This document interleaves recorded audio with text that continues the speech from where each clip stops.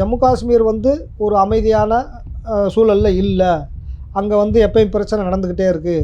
அதனால் வந்து அதை வந்து பாகிஸ்தானோட இணைச்சாத்தேன் இந்த தீவிரவாதம் எல்லாம் முடிவுக்கு வரும் அப்படின்ற மாதிரி ஒரு பிம்பத்தை கட்டமைக்கிறதுக்காக இந்த தீவிரவாத நடவடிக்கைகள் அப்பப்போ ஈடுபடுறாங்க. இந்த ஆசாத் காஷ்மீரை விட்டு பாகிஸ்தான் வந்து வெளியேறிடணும். அதே மாதிரி ஐநா சபையோட கண்காணிப்பில் இந்தியா வந்து ஒரு பொது கணக்கெடுப்பு எடுக்கணும் மக்கள்கிட்ட. மக்கள் வந்து யார் கூட சேர விரும்புகிறாங்க, பாகிஸ்தான் கூட சேர விரும்புகிறாங்களா, இந்தியா கூட சேர விரும்புகிறாங்களான்றத ஒரு பொது கணக்கெடுப்பு எடுக்கணும். அது ஐநா சபையோட கண்காணிப்பில் நடக்கணும் அப்படின்னு சொல்லி ஒரு தீர்மானம் போடுறாங்க. பாகிஸ்தான் வந்து ஒத்துக்கிறல. 1965 மறுபடியும் ஒரு வார் வருது. அதாவது பாகிஸ்தான் என்ன சொல்கிறாங்க, ஜம்மு காஷ்மீரில் இருக்க பாப்புலேஷன் வந்து 80% வரைக்கும் முஸ்லீம்ஸ் தான், அதனால் இதை வந்து பாகிஸ்தான் கூட தான் சேர்க்கணும் அப்படின்னு சொல்லி மறுபடியும் ஒரு யுத்தம் தொடங்குது. அந்த யுத்தமும் இப்போ இந்தியா பாகிஸ்தானுக்கு இடையில் பெரிய போராக நடக்குது. அதில் வந்து 70 to 80% முஸ்லீம் இருந்தாலும் 50% பாப்புலேஷன் வந்து ஜம்மு காஷ்மீரை வந்து நாங்கள் இந்தியா கூட இருக்கிறத விரும்புகிறாங்க. அந்த ரிமைனிங் 20% இதுகளை வந்து காசு பணத்துக்காகவோ இல்லை தீவிரவாத நடவடிக்கையாகவோ இல்லை அரசியல் லாபத்துக்காகவோ வந்து அவங்க தான் இந்த மாதிரி பிரச்சனைகளை உருவாக்குறாங்க. எல்லா முஸ்லிமானும் வந்து பிரச்சனைகளை பண்ணுறது கிடையாது. பாகிஸ்தானோட இன்றைக்கி நிலைப்பாடு வந்து பார்த்திங்கன்னா, அவங்க உள்நாட்டில் இருக்க மக்களுக்கே போதுமான அளவு சாப்பாடு வசதியோ மற்ற பொருளாதார வசதி இல்லாமல் இருக்காங்க. அதனால் வந்து அங்கே அவங்ககிட்ட போய் சேர்றதுனால வந்து பெரிய ஜம்மு காஷ்மீர் பெரிய ஒரு மாற்றமாக முன்னேற்றமாக வந்துடாது. நம்ம ராணுவத்தில் பெரும்பகுதி வந்து காஷ்மீரை பாதுகாக்கிறதுக்காக தான். ஆமாம். ஸோ இவ்வளோ செலவு பண்ணி உயிர்களை கொடுத்து நம்ம காஷ்மீரை தக்க வைக்கிறது இந்தியாவுக்கு பலமாக பலவீனமா?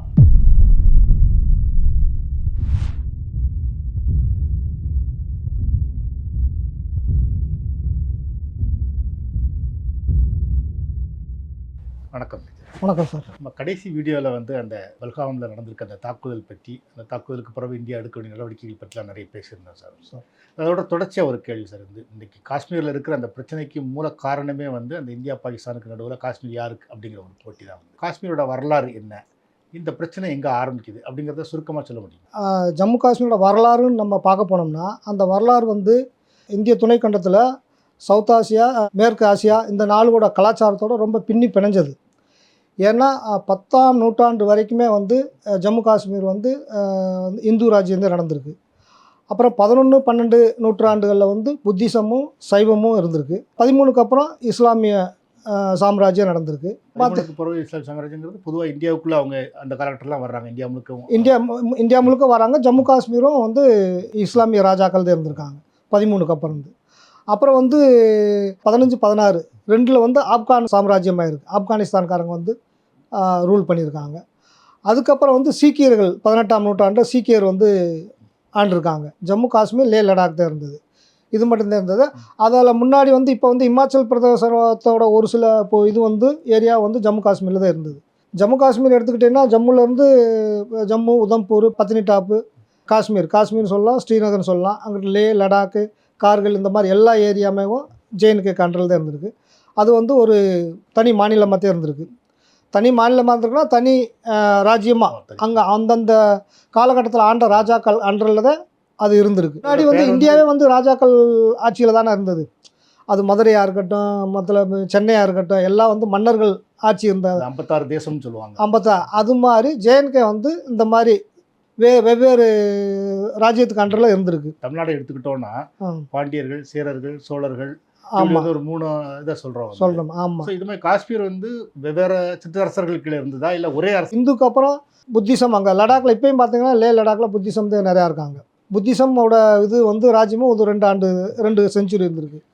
அதுக்கப்புறம் தான் இஸ்லாமியருக்கு வந்திருக்கு. 13ஆம் நூற்றாண்டில் தான் இஸ்லாமியர் வந்து ரூல் பண்ணியிருக்காங்க. அதுக்கப்புறம் 15, 16 2 வந்து ஆப்கானிஸ்தான்காரங்க வந்து ரூல் பண்ணியிருக்காங்க. அப்போ வந்து போரிட்டு யார் ஜெயிக்கிறாங்களோ அவங்க கண்ட்ரோலில் வந்துடுற மாதிரி.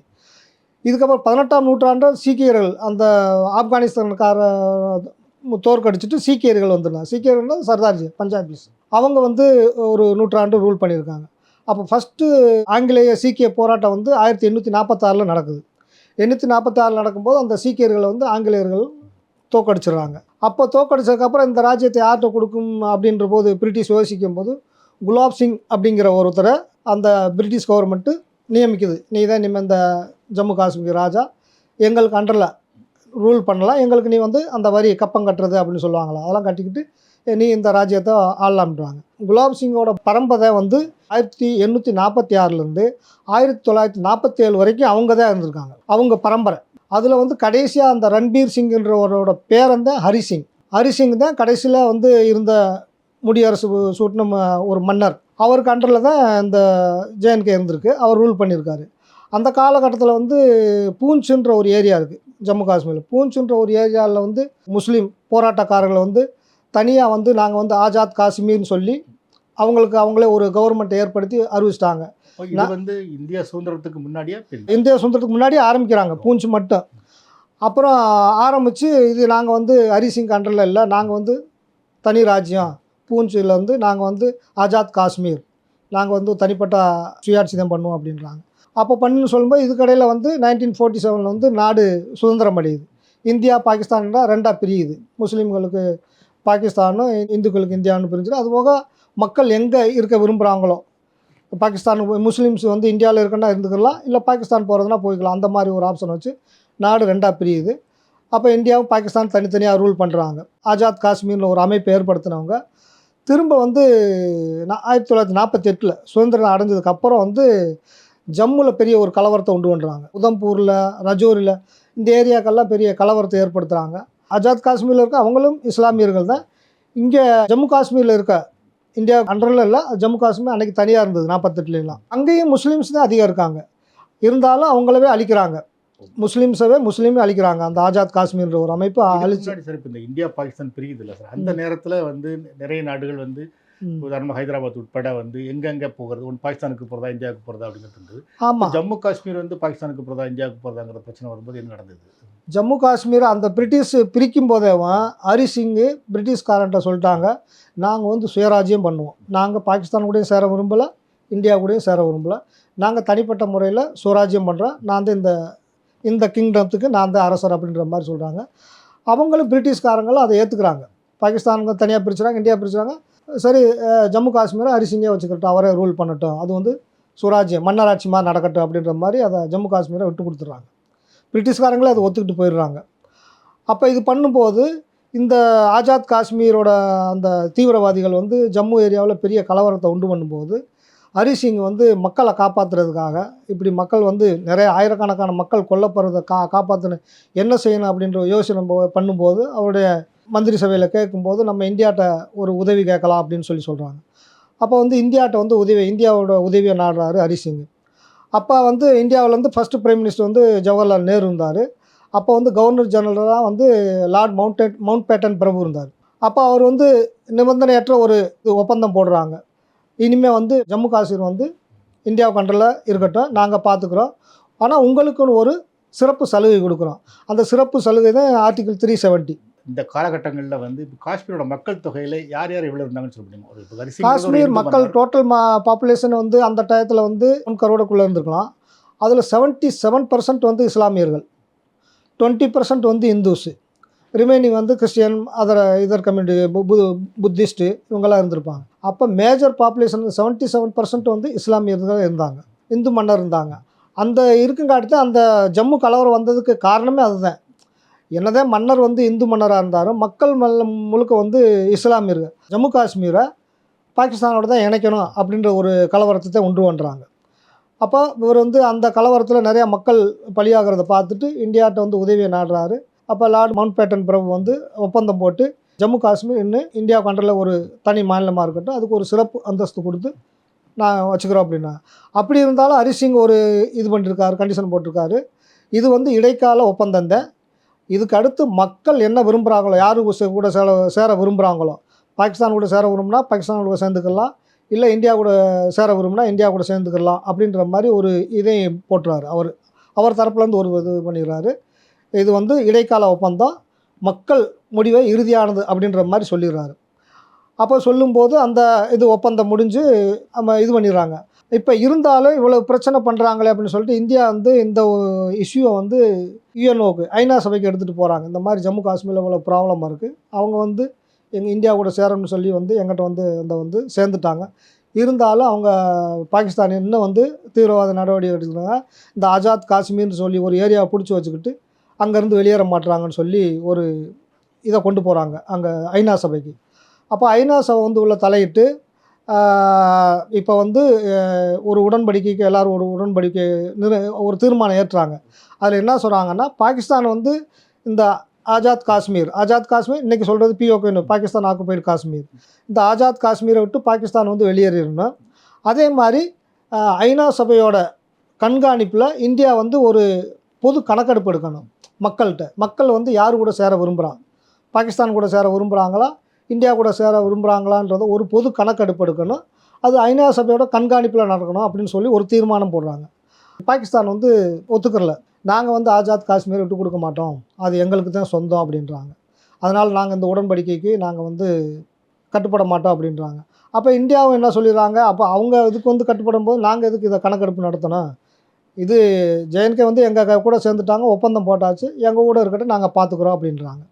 அப்போ அதுலேருந்து அப்படியே தான் இருக்குது. சுதந்திரம் கிடைக்கும் போது பார்த்தீங்கன்னா, நீங்கள் சொன்ன மாதிரி வந்து ஜம்மு காஷ்மீரோட ஒரு பகுதி அரிசிங் கண்ட்ரோல்லையும், இன்னொரு பகுதி வந்து அந்த ஆசாத் காஷ்மீர் அந்த ஆசாத் இன்னொரு பகுதியை கொடுக்கல, அதை பிரிட்டிஷ்காரர் கொடுக்கல, அவங்களும் ஆக்குப்பை பண்ணிக்கிட்டாங்க. பாகிஸ்தான் தீவிரவாதிகள் பூஞ்ச் செக்டாரில் ஒரு ஏரியாவில் கலவரம் பண்ணி அவங்களா டிக்ளேர் பண்ணிக்கிட்டாங்க, நாங்கள் ஆசாத் காஷ்மீர் தனி ராஜ்யம் அப்படின்னு சொல்லி ஒரு அவங்களா டிக்ளேர் பண்ணிக்கிட்டாங்க. அவங்க தான் பாகிஸ்தான் கூட போனாங்களா, இல்லை பாகிஸ்தான் வந்து அதை ஆக்கிரமிச்சிட்டாங்க? பூஞ்ச் செக்டாரில் இருந்த இஸ்லாமிய மக்கள் கொஞ்சம் ப்ளஸ் பாகிஸ்தானோட சப்போர்ட்டோட, சரி நீங்கள் இந்த மாதிரி ஒரு கலவரம் பண்ணி இந்த மாதிரி நீ உனக்கு தனியாக ஒரு இதை வந்து ராஜ்யத்தை உருவாக்கிடலாம் அப்படின்ற ஒரு சப்போர்ட்டில் அந்த மாதிரி உருவானது அந்த ஆசாத் காஷ்மீர். அப்போ இது இப்படியே இருக்க காலகட்டத்தில் 1948 இந்த ஒரு ஃபஸ்ட்டு வாருன்றது அதுதான் அப்போ தான் நடந்தது. இந்தியா பாகிஸ்தான் வார் வந்து அந்த பூஞ்ச் இப்போ ப்ராப்ளம்னால உருவான வார் தான் அந்த இது. அந்த வாரில் தான் இந்த உடன்படிக்கை ஐநா சபை தலையிட்டு நிறைய பேர் இறந்தாங்க. இறந்துட்டு அவங்க பிஓகையை வெக்கேட் பண்ண முடியாதுன்ட்டாங்க. இவங்களும் பொது கணக்கு, அப்போ அவங்களே ஒத்துக்கலாம், நாங்கள் பொது கணக்கு எடுக்க தேவையில்லை, எதுக்கு எடுக்கணும் அப்படின்னு சொல்லிட்டு இவங்களும் இருந்துடுறாங்க. அது அப்படியே அப்போ ஆனால் வந்து ஜேஎன்கே மாநிலம் வந்து இந்தியா கண்ட்ரோலில் ஆயிடுது. ஹரி சிங் ஒப்பந்தம் போட்டு கொடுத்துட்டாரு. அன்னைக்கு அந்த கணக்கெடுப்பே நடக்கலை. அந்த பிரச்சனை தான் இன்னும் போய்கிட்டு இருக்குது. இதுக்கப்புறம் மறுபடியும் 1965 1965 மறுபடியும் ஒரு வார் வருது. அதாவது பாகிஸ்தான் என்ன சொல்கிறாங்க, ஜம்மு காஷ்மீரில் இருக்க பாப்புலேஷன் வந்து 80% வரைக்கும் முஸ்லீம்ஸ் தான், அதனால் இதை வந்து பாகிஸ்தான் கூட தான் சேர்க்கணும் அப்படின்னு சொல்லி மறுபடியும் ஒரு யுத்தம் தொடங்குது. அந்த யுத்தமும் இப்போ இந்தியா பாகிஸ்தானுக்கு இடையில் பெரிய போராக நடக்குது. அதில் வந்து இந்தியா தான் ஜெயிக்குது. ஜெயித்ததுக்கப்புறம் மறுபடியும் ஒப்பந்தம் போட்டு ஐநா சபை தலையிட்டு போர் நிறுத்தத்துக்கு பண்ணிடுறாங்க. போர் நிறுத்தம் பண்ணி அது அப்படியே அந்த பிரச்சனை வந்து சால்வ் ஆகலை, ஆனால் போர் நிறுத்தம் பண்ணிட்டாங்க. இதுக்கப்புறம் மறுபடியும் 1971 ஒரு வார் வருது. கிழக்கு பாகிஸ்தான் சொல்லுவாங்க, இன்றைக்கி பங்களாதேஷாக இருக்கிறது. அப்போ வந்து இந்திரா காந்தி வந்து பிரைம் மினிஸ்டராக இருந்தாங்க. அப்போ மறுபடியும் வார் வந்து ஜம்மு காஷ்மீரை வந்து பிரிக்கிறதுக்கு மூண்ட ஒரு வார். ஜம்மு காஷ்மீரை எடுத்து பாகிஸ்தான் கூட சேர்க்கணுன்றது தான். அந்த வார் நடந்து ஒன்லி 13 நாள் தான், 3 டிசம்பர்லேருந்து 16 டிசம்பர் வரைக்கும். 16 டிசம்பர்லேயும் அவங்கள வந்து தோற்கடிச்சிடுறாங்க. தோற்கடித்து பங்களாதேஷை வந்து தனி ஒரு நாடாக உருவாக்கிறாங்க. பாகிஸ்தானை பிரித்து, அதாவது இந்தியாவை பிரித்து ஜேஎன்கேவை பாகிஸ்தான் கூட இணைக்கணும்னு நடந்த போர். ஆனால் அது நடக்காமல் பாகிஸ்தானை ரெண்டாக பிரித்து அதை வந்து பங்களாதேசம்னு சொல்லி ஒரு நாடாக உருவாக்கிட்டாங்க. பாப்புலேஷன் வந்து அங்கே வந்து நம்ம சொன்னது மாதிரி 70 to 80% முஸ்லீம் இருந்தாலும் 50% பாப்புலேஷன் வந்து ஜம்மு காஷ்மீரை வந்து நாங்கள் இந்தியா கூட இருக்கிறத விரும்புகிறாங்க. அந்த ரிமைனிங் 20% இதுகளை வந்து காசு பணத்துக்காகவோ இல்லை தீவிரவாத நடவடிக்கையாகவோ இல்லை அரசியல் லாபத்துக்காகவோ வந்து அவங்க தான் இந்த மாதிரி பிரச்சனைகளை உருவாக்குறாங்க. எல்லா முஸ்லிமானும் வந்து பிரச்சனைகளை பண்ணுறது கிடையாது. எல்லோரும் வந்து இந்தியா கூட இருக்க மாதிரி அமைதியான நாடாக இருக்கணும், அமைதியாக வாழணும்னு ஆசைப்பட்றாங்க. ஒரு சிலர் வந்து தீவிரவாதமாக இருந்துக்கிட்டு இதை வந்து எப்பயுமே இது அரசியல் நோக்கத்தோடோ இல்லை வேறு ஏதாவது பண லாபத்துக்காகவோ சுய லாபத்துக்காகவோ இந்த பிரச்சனை அப்பப்போ கையெடுத்து ஜம்மு காஷ்மீர் வந்து பாகிஸ்தானோட இணைக்கணும் அப்படின்னு சொல்லிட்டு தீவிரவாத நடவடிக்கைகளில் ஈடுபடுறாங்க. பாப்புலேஷனில் ஒரு 77% வந்து இஸ்லாமியர்கள், 20% இந்துஸுனா காஷ்மீர் பண்டித்து அவங்ககிட்ட வந்து நிறைய நிலங்கள், சொத்துக்கள், தோப்பு, ஆப்பிள் தோட்டம், நிலங்க, அக்ரூட்டு, பாதாம் தோட்டங்கள்லாம் இருந்ததுன்னா அந்த தீவிரவாதிகளை வந்து அவங்கள வந்து அச்சுறுத்தல் பண்ணி அடித்து இது பண்ணி 90s அவங்கள அப்போவே வந்து அடித்து துரத்தி கீழே ஜம்முக்கு பற்றிட்டாங்கன்னா அவங்க ஆரம்பத்தில் வந்து பெரும்பான்மை இஸ்லாமியர்களாக இருந்தாலும் பெரும் பணக்காரர்களா இல்லை பெரும் நில சுதந்திரர்களா இருந்தது இந்துக்கள் தான். இந்துக்கள் இருந்திருக்காங்க. ஏன்னா ராஜா இந்துவா இருந்து மேக்ஸிமம் ஆரம்பத்துலேருந்தே ஏன்னா 10th சென்ச்சுரி வரைக்குமே இந்த ரூல் பண்ணியிருக்காங்க. அதுக்கப்புறம் நம்ம 1846 இருந்து 1947 வரைக்கும் கிட்டத்தட்ட 100 வருஷம் நினைக்கிறேன், அது வரைக்கும் இந்து ராஜ்யமாக தான் இருந்தது. பீப்புள் இஸ்லாமியர்களாக இருந்தாலும் பாப்புலேஷன் அதிகமாக இருந்தாலும் இந்து பண்டித்துகளும் நல்லா வெல்த்தியாக இருந்திருக்காங்க, நல்ல நிலச்சி வாழ்ந்தார்களாக தான் இருந்திருக்காங்க. அடித்து அவங்கள துன்புறுத்தும் போது அவங்க உயிர் தப்பிச்சா போதும் அப்படின்றத தன்னுடைய சொத்துக்களையும் நிலங்களையும் எல்லாத்தையும் விட்டுட்டு கீழே ஜம்முக்கு வந்துட்டாங்க. அப்போ ஜம்முக்கு வந்து அவங்களுக்கு இந்திய அரசாங்கம் வந்து தனியாக ஒரு முகாம் அமைச்சு அதுக்கப்புறம் அவங்களுக்கு வந்து நிவாரணம்லாம் கொடுத்து அங்கே ஜம்முவில் வந்து இப்போ ஜம்முவில் வந்து மேக்ஸிமம் அதாவது 2 பேர் இருக்காங்க, 50-50 இருக்கலாம், இல்லை அதிகமாக இருக்கும். இந்துஸ் மேக்ஸிமம் ஜம்முவில் தான் இருக்காங்க, ஜம்மு உதம்பூரில் இருக்காங்க. ஸ்ரீநகர் காஷ்மீர்னு போயிட்டீங்கன்னா அங்கே மேக்ஸிமம் முஸ்லீம்ஸ் தான். இந்துக்கள்லாம் வந்து கீழே வந்துட்டா இன்னும் கொஞ்சம் பேர் இருக்காங்க, சொற்ப அளவில் இருக்காங்க, அங்கே இருக்காங்க. அதாவது அங்கே அக்கம் பக்கத்தில் இருக்கவங்கள பொறுத்து இருக்குது. இப்போ நார்மலாக இஸ்லாமிய மக்கள் வந்து அமைதியாக வாழணும் அப்படின்னு தான் நினைக்கிறாங்க. ஜம்மு காஷ்மீர் நம்ம அமைதியாக இந்தியா கூட சேர்ந்து வாழணும்னு தான் ஆசைப்பட்றாங்க. அதனால் இந்துக்களும் ஒரு சில இடத்துல நம்ம சுமூகமாக தான் இருக்காங்க. இந்த தீவிரவாத நடவடிக்கைங்கிறது எப்போ இருந்து ஆரம்பிக்குது? இதுதான் அதான் 1948 ஆரம்பிச்சிருச்சுல்ல.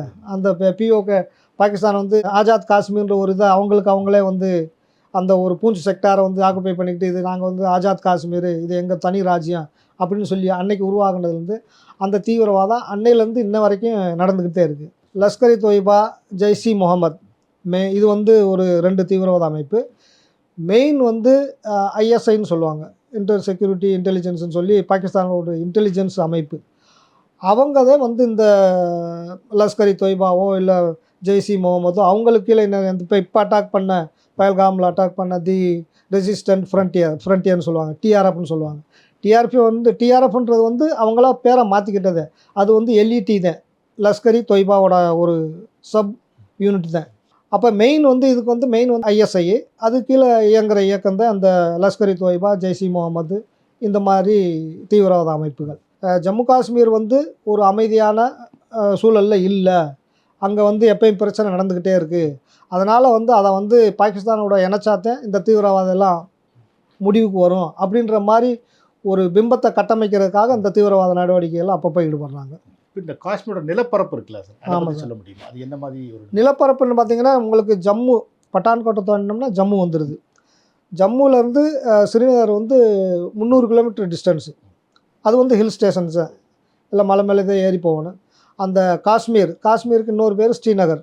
அங்கே போயிட்டோம்னா சமதளம்னா அங்கே பார்த்தோம்னா பாசுமதி நெல் அவ்வளோ சாகுபடி பண்ணுவாங்க. பாசுமதி, அக்ரூட்டு, பாதாம், ஆப்பிள், இந்த மாதிரி பணப்பயிர்கள் வந்து நல்லா விளையக்கூடிய ஒரு நல்ல பூமி. அதனால் அங்கே வந்து பணப்பயிர்கள்னால் செல்வம், அதாவது பிஸ்னஸ், எக்ஸ்போர்ட் பிஸ்னஸாக இருக்கட்டும், மற்ற எல்லாத்துக்கும் வந்து ஒரு நல்ல வருமானம் வரக்கூடிய ஒரு மாநிலமாக இருக்குது. அதனால் இந்த பாகிஸ்தான்காரங்க ஜம்மு காஷ்மீரை நம்ம கூட சேர்த்துக்கலாம்னு இது பண்ணுறாங்க. ஆனால் இப்போ ஜம்மு காஷ்மீரில் இருக்க மக்கள், இஸ்லாமிய மக்களே வந்து அதை விரும்பலை. அவங்க வந்து நாங்கள் எப்பயும் போல் இந்தியா கூட இருந்துக்கிறோம், அமைதியாக இருக்க வாழ விரும்புகிறோம், எங்களுக்கு அமைதியாக வாழ்ந்தால் போதும், நாங்கள் இந்தியா கூட இருந்துக்கிறோம் அப்படின்னு தான் சொல்கிறாங்க.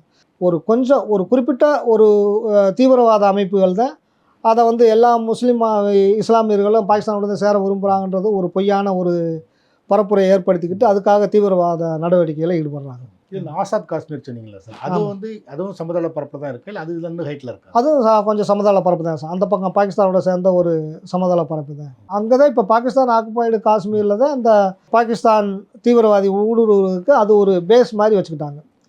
அங்கே வந்துட்டு அங்கேருந்து அவங்க ட்ரெயின் பண்ணியோ இல்லை இதை பிளான் பண்ணி அங்கேருந்து தான் ஊடுருவுறாங்க. பாகிஸ்தான் வந்து ஜம்மு காஷ்மீரை வலுக்கட்டாயமாக தன்னோட பகுதியாக உருவாக்கணும்னு முயற்சி பண்ணுறாங்க. உங்களோட நோக்கம் என்ன? 2 காரணம். ஒன்று வந்து நல்ல வருவாய் ஈட்டக்கூட ஒரு மாநிலம், இன்னொன்று வந்து இஸ்லாமியர்கள் அதிகமாக பாப்புலேஷன் இருக்க ஒரு மாநிலம். இஸ்லாமியர்கள் கூட இருக்கிறதுனால இஸ்லாமிய கண்ட்ரி, நம்ம பாகிஸ்தான் இஸ்லாமிக் கண்ட்ரி தானே, இங்கே நம்ம கூட சேர்த்துக்கலாம்னு சொல்லி அவங்க இது பண்ணுறாங்க.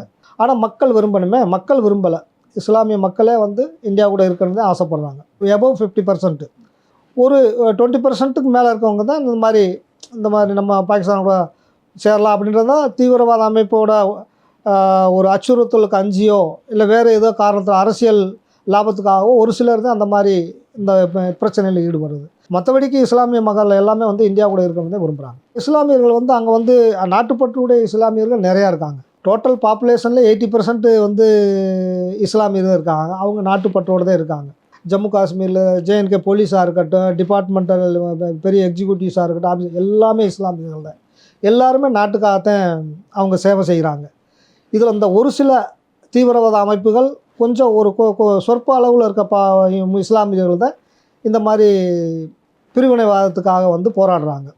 அப்போ இப்போ சமீபத்தில் நடந்த இந்த 22 ஏப்ரல் நடந்த பஹல்காம் தாக்குதலில் நம்ம இந்தியனுடைய டூரிஸ்ட்டுகளை காப்பாற்றினது எல்லாமே இஸ்லாமியர்கள் தான். அதை இஸ்லாமிய அங்கே ரீசோர்ட் வச்சுருக்க பப்ளிக்காக இருக்கட்டும், இல்லை அங்கே ஜேஎன்கே போலீஸில் இருக்க இஸ்லாமியர்களாக இருக்கட்டும், இவங்க தான் வந்து இவங்களுக்கு உதவி பண்ணாங்க, தண்ணி கொடுத்தாங்க, காப்பாற்றினாங்க, ஃபஸ்ட் எய்டு பண்ணாங்க, நியரஸ்ட்டு ஹாஸ்பிட்டலுக்கு கூட்டு போய் ஃபஸ்ட் எய்டெலாம் எல்லாம் பண்ணாங்க. ஆக வந்து இஸ்லாமியர்கள் வந்து எல்லாருமே தீவிரவாதிகள் நம்ம சொல்லிட முடியாது. எல்லோரும் அமைதியை விரும்புகிறாங்க. அமைதியான முறையில் நம்ம ஜேஎன்கேல நல்ல முறையில் வாழணுன்னு தான் ஆசைப்படுறாங்க. ஹரிசிங் மன்னரோட நிலைப்பாடு என்னங்கிறத சொன்னீங்க. அந்த இந்தியாவோட சேரணும்னு விரும்பினாருன்னு. ஆமாம். இப்போ சுதந்திரத்துக்கு பின்னாடி பார்த்தீங்கன்னா அங்கே நிறைய அரசியல் கட்சிகள்லாம் வந்துட்டாங்க. அவங்களோட நிலைப்பாடு என்ன? அரசியல் கட்சினாலே வந்துட்டு ஓட்டு வாங்கணும், ஆட்சி அமைக்கணும் அப்படின்றதுல தான் இருப்பாங்க. அங்கே பார்த்தீங்கன்னா அது வந்து கிட்டத்தட்ட இஸ்லாமியர் தான் அதிகமாக இருக்கிறதுனால இஸ்லாமியர் தான் அங்கே வந்து சீஃப் மினிஸ்டர் ஆவாங்க. இப்போ முதல் ஃபருக் அப்துல்லா இருந்தார், முஃப்தி மேபா அப்படி இருந்தாங்க. அதுக்கப்புறம் இப்போ உமர் அப்துல்லா இருக்கார். ஆக வந்து அங்கே வந்து அரசியல் வந்து அவங்களும் வந்து ஒரு இந்தியாவோட அண்டரில் இருக்க ஒரு ஸ்டேட்டு தான். எப்போ 2019 வரைக்கும் அது வந்து ஒரு ஸ்டேட்டாக இருந்தது. இப்போ 2019 ஆகஸ்ட்டுக்கு அப்புறம் நினைக்கிறேன், ஆகஸ்ட்டுக்கு அப்புறம் அது வந்து யூனியன் டெரிட்டோரிஸாக மாற்றிட்டாங்க. அந்த ஆர்டிகிள் 370 ரத்து பண்ணிவிட்டு ஜேஎன்கே வந்து ஒரு யூனியன் டெரிட்டோரிஸாகவும், லே லடாக் பகுதியை வந்து இன்னொரு யூனியன் டெரிட்டோரிஸாகவும் அறிவிச்சிட்டாங்க. இப்போ இருக்க சிஎம் வந்து அந்த யூனியன் டெரிட்டோரிஸோட இதுதான் சிஎம் தான். ஜேஎன்கேவோட யூனியன் டெரிட்டரிஸ் சிஎம்மாக தான் இருக்கார். ஸோ அவங்களோட நிலைப்பாடு அவங்க இந்தியாவோட இருக்கணுங்கிறத விரும்புகிறாங்க. அவங்களும் இந்தியாவோட அண்டர் தான் அலையன்ஸ் கூட்டணிக்கு வைக்கிறாங்க, அரசியல் அமைப்புக்கு எல்லாத்தையும் கட்டுப்படுறாங்க, எல்லாம் இந்தியாவோட இருக்கணுன்னே விரும்புகிறாங்க. பாகிஸ்தானோட இன்றைக்கி நிலைப்பாடு வந்து பார்த்திங்கன்னா அவங்க உள்நாட்டில் இருக்க மக்களுக்கே போதுமான அளவு சாப்பாடு வசதியோ மற்ற பொருளாதார வசதி இல்லாமல் இருக்காங்க. அதனால் வந்து அங்கே அவங்ககிட்ட போய் சேர்றதுனால வந்து பெரிய ஜம்மு காஷ்மீர் பெரிய ஒரு மாற்றமோ முன்னேற்றமோ வந்துடாது. இப்போவே இவங்க வந்து நல்லாத்தே இருக்காங்க. அதை ஃபார்மிங் பண்ணுறாங்க, விவசாயம் பண்ணுறாங்க. பாசுமதி ரைஸ் வந்து உலகத்துக்கே எக்ஸ்போர்ட் பண்ணுறாங்க. இந்தியா ஃபுல்லாக பண்ணுறாங்க, வேர்ல்டுக்கே வந்து எக்ஸ்போர்ட் ஆகிற பாசுமதி ரைஸ் வந்து காஷ்மீரில் விளையிற பாசுமதி ரைஸ் தான். அதுபோக அக்ரூட்டாக இருக்கட்டும், பாதாமாக இருக்கட்டும், ஆப்பிளாக இருக்கட்டும், எல்லாமே வந்து அங்கேருந்து எக்ஸ்போர்ட் ஆகுது. ட்ரை ஃப்ரூட் எல்லாமே. விவசாயம் தவிர உங்களுக்கு சுற்றுலாவும் காஷ்மீரோட சுற்றுலாவும் முக்கியமானது. இது வந்து அதான் 1990 ஒரு பெரிய கலவரம் வெடித்ததுனால அதுக்கப்புறம் வந்து சுற்றுலா வந்து ரொம்ப மந்தமாயிருச்சு. 1990க்கு அப்புறம் 91லேருந்து ஒரு 98 2000 வரைக்குமே ஒரு மாதிரி இருந்தது, சுற்றுலாவே இருந்தது. ஏன்னா அதுக்கப்புறம் 1999 ஒரு மறுபடியும் இந்த 71க்கு அப்புறம் 4வது நடந்த வார் வந்து கார்கில் வார் 1999 ஆரம்பிச்சது. அது மேயில் ஆரம்பித்து ஜூலை வரைக்கும் நடந்தது. அப்போ 90ல் ஸ்டாப் ஆன டூரிசம் 2000 வரைக்குமே ரொம்ப டல்லாகத்தே இருந்தது. 2000 அந்த கார்கில் வார் முடிஞ்சதுக்கப்புறம் ஒரு ஒப்பந்தம் ஆகி அமைதி ஒப்பந்தத்துக்கு ஆனதுக்கப்புறம் தான் 2001க்கு அப்புறம் தான் இப்போ அந்த கொஞ்சம் படிப்படியாக உயர்ந்தது. டூரிசம் வந்து டெவலப் ஆச்சு. இந்தியா வந்து அரசாங்கமும் பாதுகாப்பு படையை வந்து நல்லா பலப்படுத்தி டூரிசத்தை டெவலப் பண்ணுறதுக்காக அவங்கள வந்து ஃபுல் சப்போர்ட் பண்ணாங்க. இப்போ நல்லா ஃபுல் ஸ்விங்கில் வந்துருச்சு. நல்லா டூரிசம் இப்போ எல்லாருமே நார்மலாக போக ஆரம்பிச்சிட்டாங்க.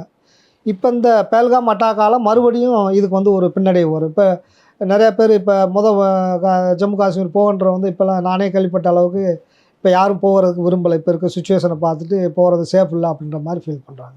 அங்கே ஹனிமூனுக்காக போகிறாங்க. ஏப்ரல்லேருந்து அக்டோபர் வரைக்கும் நல்ல கிளைமேட் இருக்கிறதுனால எல்லோரும் போகிறதுக்கு விரும்புவாங்க. சுவிட்சர்லாண்டு போகணுன்னா அங்கே விசாவுக்கு அப்ளை பண்ணணும், விசா கிடைக்கணும், ஃப்ளைட் டிக்கெட் எடுத்து ரொம்ப எக்ஸ்பெண்டிச்சராக இருக்கும். இது வந்து நம்ம இன்டர்ஸ்டேட்டுக்குள்ளே ட்ரெயினில் போகலாம். இங்கே ஃப்ளைட்டில் வரைக்கும் ஸ்ரீநகர் வரைக்கும் ஃப்ளைட்டில் போயிட்டு அங்கே லோக்கல் வெஹிக்கிள் அரேஞ்ச் பண்ணி அங்கே வரைக்கும் போயிடலாம், அந்த பஹல்காம் வரைக்கும் போயிடலாம். அப்புறம் அந்த பள்ளத்தாக்கு மற்ற பைசரன் பள்ளத்தாக்கு மற்ற பள்ளத்தாக்குகள் போகிறது மட்டும் அந்த மியூல்ஸில் கோவேரி கழுதையில் ஏறி அங்கே போய்க்கலாம். இல்லை நடந்தே போகிறவங்க நடந்தே போய் அந்த இதை என்ஜாய் பண்ணலாம். நடந்து போகும்போது எல்லாம் அந்த இயற்கை சூழலை என்ஜாய் பண்ணிட்டு நடந்து போகலாம். ஒரு 5 கிலோமீட்டர் தானே, போகிறது 5 கிலோமீட்டர், வரது 5 கிலோமீட்டர் வந்துடலாம். ஏன் அதுக்கு அந்த பக்கம் ரோடு போடாமல் இருக்காங்கன்னா அந்த இயற்கை சூழலை காப்பாற்றணும். அந்த இயற்கையான ஒரு அமைப்பு வந்து ரோடு போட்டதுனால மறுபடியும் இயற்கை சூழல் வந்து அதுக்கு ஒரு கேடு வந்துருன்றதுக்காக தான் அந்த ஏரியாவில் இன்னும் ரோடு போடாமல் இருக்காங்க. அந்த பஹல்காம் வரைக்கெல்லாம் ரோடு இருக்குது. பஹல்காம்லேருந்து அந்த பள்ளத்தாக்குகளுக்கு சுற்றுலா தலங்களுக்கு போகிறதுக்கு அங்கே ரோடு போடலாம். அங்கே வந்து நடந்து போகணுன்ட்டு அந்த கோவேரி கழுதையில் போகணும். ரிசோர்ட்டு இங்கே இருக்கும். பஹல்காமில் வந்து தங்கிக்கலாம். போயிட்டு நம்ம அங்கே வந்து ஸ்டே பண்ணிக்கிற மாதிரி. நீங்கள் சொன்ன மாதிரி பார்த்தீங்கன்னா சார், இந்தியாவில் மற்ற மாநிலங்களில் இல்லாத ஒரு பெரிய சவாலுங்கிறது காஷ்மீரில் தீவிரவாத அமைப்போட தீவிரவாதம். ஆமாம் சார். ஸோ அதை எப்படி நீங்கள் ராணுவம் வந்து அதை எப்படி மெயின்டைன் பண்ணுறாங்க அப்படின்னு சொல்ல முடியுமா? ராணுவம் வந்து எங்கெங்கே வந்து சென்சிட்டிவான ஏரியா, எங்கே வந்து அச்சுறுத்தலான ஏரியா அப்படின்ற இடத்துல தான் இராணுவத்தை வந்து டிப்ளாய் பண்ணியிருக்காங்க. இப்போ நம்ம ஒரு ஊராக இருக்கட்டும், போலீஸ்காரங்க ஒரு ஸ்டேஷனில் 10 பேர் 20 பேர் இருக்காங்க, எல்லாத்தையும் கண்காணிக்க முடியாது. அவங்க எந்த ஏரியாவில் ரவுடிசம் நடக்குது, இல்லை எந்த ஏரியாவில் செயின் ஸ்நாச்சிங் நடக்குது, அந்த மாதிரி ஏரியாவில் தான் அந்த டியூட்டி பார்ப்பாங்க. எல்லா ஏரியாவும் அந்த 10-20 போலீஸால் ஒரு ஊரவே காப்பாற்றிட முடியாது. ஆனால் அதுக்கு வந்து நமக்கு லோக்கல் சப்போர்ட் வேணும். அங்கே இந்த ஏரியாவில் பிரச்சனை நடக்குது அப்படின்னு தெரிஞ்சாதான் அங்கே போலீஸ் வந்து அதை வந்து தடுத்து நிறுத்துவாங்க. அதே மாதிரி தான் ஒரு ஜம்மு காஷ்மீர் இருக்குன்னா அவ்வளோ பெரிய, இப்போ அங்கே ஆர்மியோட ஸ்ட்ரென்த்தில் மேஜரான ஸ்ட்ரென்த்து ஜம்மு காஷ்மீரில் தான் டிப்ளாய் பண்ணியிருக்காங்க.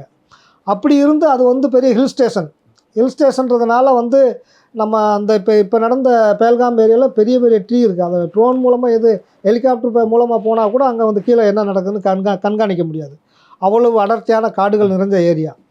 அப்போ அதுக்கு வந்து நமக்கு வந்து லோக்கல் சப்போர்ட்டு, அங்கே லோக்கல் பீப்புள் இருப்பாங்க. மக்கள் வந்து இந்தியன் ஆர்மிக்கு உளவு வேலை பார்க்குற சப்போர்ட் பண்ணுற மக்களும் இருக்காங்க. தீவிரவாதத்துக்கு காசு பணத்துக்காகவோ இல்லை பொலிட்டிக்கல் கெயினுக்காகவோ தீவிரவாதத்துக்கு சப்போர்ட் பண்ணுற லோக்கல் பீப்புளும் இருக்காங்க. நம்ம ஒரு வில்லேஜில் இருக்கோம், ஒருத்தர் புதுசாக வந்துட்டாலும் நமக்கு தெரிஞ்சிடும் இவர் நம்ம ஊர் இல்லை, இது வெளியூருக்காரரு அப்படின்ற மாதிரி நம்ம ஐடென்டிஃபை பண்ணிடுவோம் ஈஸியாக. என்னதே நம்மளை மாதிரி ட்ரெஸ் போட்டிருந்தாலும், நம்மளை மாதிரி ஹேர் கட் எல்லாம் பண்ணியிருந்தாலுமே நமக்கு பார்த்ததுமே தெரிஞ்சது இவர் நம்ம ஊரில் வெளியூர் ஆள் மாதிரி தெரியுது அப்படின்னு நமக்கு தெரிஞ்சிடும். அதே மாதிரி அங்கே இருக்க வில்லேஜுகளில் லோக்கல் பீப்புள் ஒருத்தருக்கு ஒருத்தர் எல்லாருக்கும் தெரியும். அதுபோல் அவங்களுக்குள்ள அங்கேயும் சர்பஞ்சுன்னு சொல்லுவாங்க. நம்ம இங்கே பஞ்சாயத்து பிரசிடென்ட்னு சொல்கிறோம், அவங்க சர்பஞ்சுன்னு சொல்லுவாங்க.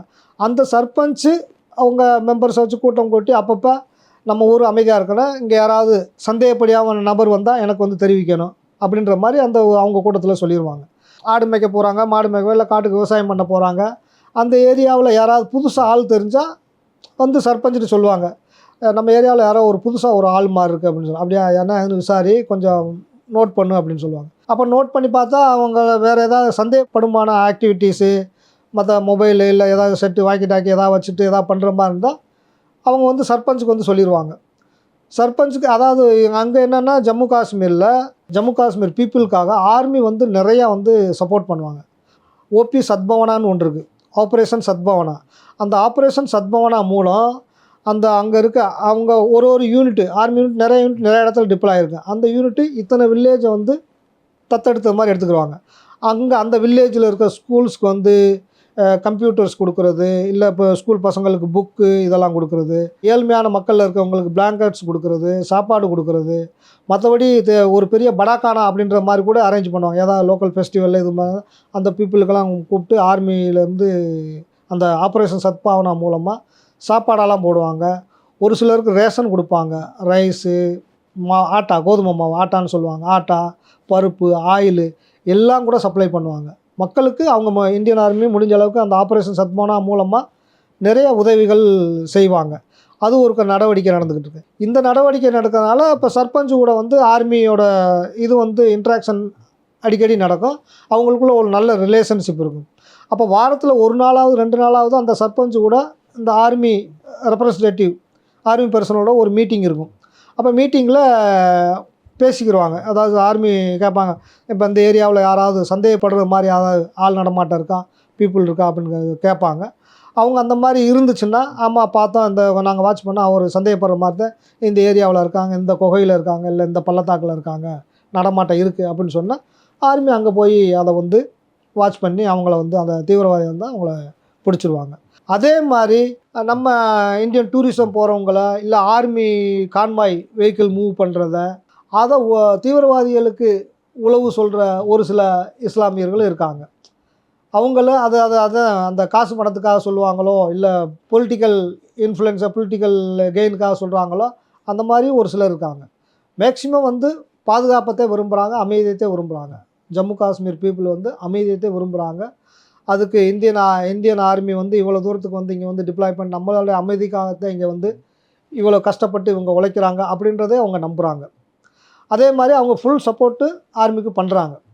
மேக்ஸிமம் அங்கே பார்த்தீங்கன்னா ஆர்மிலே வந்து ஜாக் ரைஃபிள்லே மற்ற இதெல்லாம் இருக்குது, ஜாக்கல்லை லைட் இன்ஃபென்ட்ரி இந்த மாதிரிலாம் அதெல்லாம் மேக்ஸிமம் எப்படி மெட்ராஸ் ரெஜிமெண்ட்டில் நம்ம வந்து ஆந்திரா, கேரளா, கர்நாடகா பீப்புள் வந்து அங்கே வந்து ரெக்ரூட் பண்ணுறோம். அதே மாதிரி ஜாக் எல்ஐன்னு சொல்லுவாங்க, ஜாக் லைட் இன்ஃபென்ட்ரி, ஜாக் ரைஃபிள்னு சொல்லுவாங்க, ஜேஎன்கே ரைஃபிள்னு சொல்லுவாங்க. அங்கே எல்லாம் அந்த ஜம்மு காஷ்மீர் பீப்புள், இமாச்சல், பஞ்சாப் இந்த பீப்புளை தான் அதில் ரெக்ரூட் பண்ணுவாங்க. ஆக வந்து அவங்களும் வந்து அவங்களும் இஸ்லாமிய இருந்தாலும் நம்ம ஆர்மியில் சர்வீஸ் பண்ணி சின்சியராக டெடிகேஷனாக நாட்டுப்பற்றோட தான் அவங்க சர்வீஸ் பண்ணுறாங்க. நம்ம ராணுவத்தில் பெரும்பகுதி வந்து காஷ்மீரை பாதுகாக்கிறதுக்காக தான் ஆமாம் செலவழிக்கப்படுது. ஆமாம் பெரும் பணம் செலவழிக்கப்படுது. ஆமாம் இந்த மாதிரி தாக்குதல்களில் உயிர் பலிகள் வேற இருக்குது. ஆமாம் ஆமாம். ஸோ இவ்வளோ செலவு பண்ணி உயிர்களை கொடுத்து நம்ம காஷ்மீரை தக்க வைக்கிறது இந்தியாவுக்கு பலமாக பலவீனமா? அது பலம் தான் சார். அது வந்து ஏன்னா நமக்கு தலை, அது காஷ்மீர் மேப்பில் பார்த்தீங்கன்னா அது தலை தான். நமக்கு தலையே வந்து ஜம்மு காஷ்மீர் தான். தலையை நம்ம விட்டு கொடுத்துட்டு முண்டை மட்டும் நம்ம என்ன செய்ய முடியும்? நான் வந்து இப்போ உங்களுக்கு இப்போ இது வரைக்கும் சொன்னது ஜம்மு வந்து இந்தியாவில் அண்டரில் இருக்க ஜம்மு காஷ்மீர் லே லடாக் ஏரியா, அதே மாதிரி பாகிஸ்தானுக்கு அண்டரில் இருக்க இந்த ஆசாத் காஷ்மீர் இந்த மாதிரியா, சீனாவுக்கு அண்டர்லேயே ஒரு சில ஏரியாவில் இருக்குது. கார்போடம் அண்டு ஆக்ஷன் சீன்னு சொல்லி ஒரு ஏரியா இருக்குது. அவங்களும் அதை வந்து கொஞ்சம் ஏரியாவை ஜம்மு காஷ்மீர் ஏரியா அவங்களும் ஆக்குப்பை பண்ணி வச்சுருக்காங்க. அப்போ இப்போ நம்ம வந்து அதை விட்டு ஒதுங்கிட்டோம்னா சைனாவோ அங்கே வந்து ஒரு பேஸ் அமைச்சிட்டாங்கன்னா அது நமக்கு வந்து பெரிய அச்சுறுத்தலாக இருக்கும். ஏன்னா அது வந்து ஹில் ஸ்டேஷன், பெரிய காடு, அங்கே உள்ளே என்ன நடக்குதுன்னு சொல்லி நம்ம அங்கே இவ்வளோ ஆர்மியை டிப்ளாய் பண்ணியே நம்ம அதை ஒரு கண்ட்ரோலுக்குள்ளே கொண்டு வரல. அதை விட்டுட்டு நம்ம கீழே இறங்கி வந்துட்டோம்னா, அங்கே கீழே பஞ்சாபுக்கோ டெல்லி கீழே வந்துட்டோம்னா மேலே அந்த ஜம்மு காஷ்மீர் இமயமலையெல்லாம் ஏரியாவை டச் ஆகிருக்க ஏரியாவில் என்ன பேஸ் அமைப்பாங்க, அது அவ்வளோ ஹைட்டில் இருந்து எப்படி அட்டாக் பண்ணுவாங்கன்றது நம்மளால் கற்பனை பண்ணி கூட பார்க்க முடியாது. அதனால் வந்து அது நமக்கு தலை மாதிரி இருக்கிறதுனால வந்து அதை வந்து நம்ம பாதுகாத்தே ஆகும், அது நம்ம கண்ட்ரோலில் வச்சுட்டே ஆகணும். அதுதான் நமக்கு வந்து பலம். அதை விட்டு கொடுத்தா நமக்கு பலவீனம் தான். சார், அதை பாதுகாக்கிறதுக்காக வந்து ராணுவ வீரர்கள் வந்து அவ்வளவு ரொம்ப அது ஒரு பனி பிரதேசம் வேற வந்து பாகிஸ்தான் சைட்லேருந்து தாக்குதல்கள், சைனா சைட்லேருந்து. ஸோ ராணுவ வீரர்களுக்கு அது எந்த அளவுக்கு ஒரு சவாலான பணியாக இருக்கும்? நீங்கள் ஒரு ராணுவ வீரராக அங்கே இருந்திருக்கீங்க. ஜம்மு காஷ்மீரில் 2 டேர்னியர் 2.5 வருஷமாக 2 டேர்னியர் அங்கே சர்வீஸ் பண்ணியிருக்கேன். அங்கே வந்து அங்கே வந்து வேலை பார்க்குறோம்னா நம்ம போய் பார்க்கலாம், இங்கே இருக்கிற மாதிரி நம்ம வேலை டியூட்டி பண்ண முடியாது. அது வந்து ஒரு சென்சிட்டிவான ஏரியா, எப்போவுமே அலர்ட்டாக இருக்கணும். இப்போ சென்ட்ரி போஸ்ட்டில் இருக்கோம்னு சொன்னோம்னா நம்ம ஒரு சென்ட்ரி போஸ்ட்டில் ஒரு கார்டு கமாண்டர் ப்ளஸ் 3 சென்ட்ரி இருப்போம், இல்லை டபுள் சென்ட்ரின்னா 6 பேர் இருப்போம்.